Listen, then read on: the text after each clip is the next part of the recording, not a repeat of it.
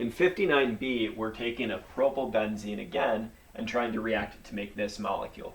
Again, kind of the underlying factor here is that we can activate this benzylic position fairly easily, just like we did in the last reaction.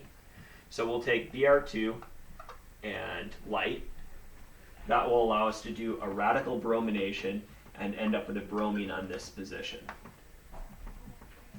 We can see that we need to use that position a little bit differently because now we have the alcohol in this position instead of up here like in the last reaction. We can still use a Grignard to form that. Having an alcohol at a multi-substituted position is an easy thing for a Grignard to do. But in this case, we need the aldehyde, or in this case a ketone, to actually be at that location. And so we're going to need to swap out with water. So we can use H2O to swap this out fairly easily. We don't want to use this particularly strong base in this case, because if we use a strong base, we'll end up eliminating and forming a double bond here, not really what we want. And water is going to be perfectly fine through an SN1 mechanism, unimolecular substitution, because this bromine can leave behind a resonance stabilized carbocation, and we can then solvate it really easily, a polar protic solvent. So this will pretty readily give us the alcohol at this position. And that alcohol can be oxidized in order to make a ketone.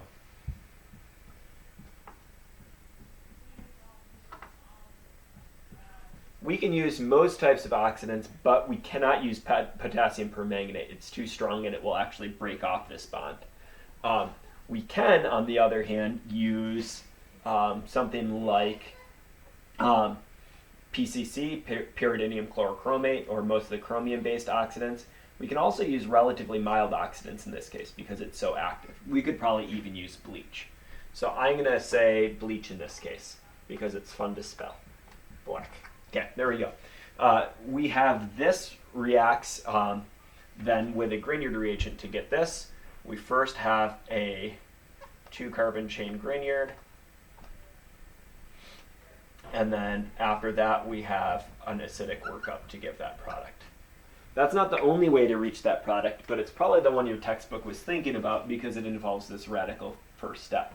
Another way to do this would be to actually break this off by an oxidation with permanganate all the way to the carboxylic acid, converting that carboxylic acid to an ester using a variety of means, and that ester could add on to a Grignard twice in order to install both of those carbon chains. That actually would be a little bit more straightforward, but not really related to what we're talking about right now.